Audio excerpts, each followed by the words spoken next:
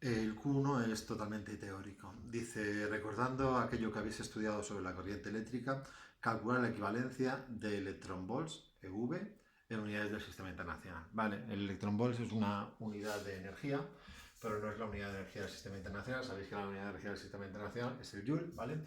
Entonces, bien, ¿qué es lo que sabemos nosotros? Nosotros sabemos por definición que un electronvolt es la diferencia de potencial, perdón, es la energía que adquiere un electrón cuando lo sometemos a una diferencia de potencial de un voltio, ¿vale? Entonces, la energía adquirida por ese electrón sería una energía potencial que sería igual a la diferencia de potencial a la cual lo estamos sometiendo, multiplicando por su carga, como siempre, ¿vale? Entonces, bien, electronvolt, insisto, lo repito, ¿vale? Es la energía acumulada por un electrón cuando lo sometemos a una diferencia de potencial de un voltio, ¿vale?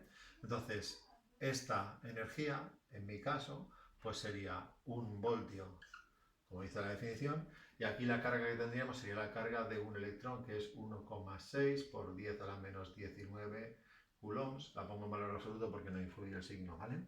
Entonces, bien, si ahora convertimos el voltio en lo que es, sabéis que un voltio no es otra cosa que un joule partido por coulomb. Entonces 1,6 por 10 a la menos 19 coulombs, este coulomb se va con este, y ahora al hacer la multiplicación me acaba quedando que esa energía a la que equivale un electronvolt es 1,6 por 10 a la menos 19 joules.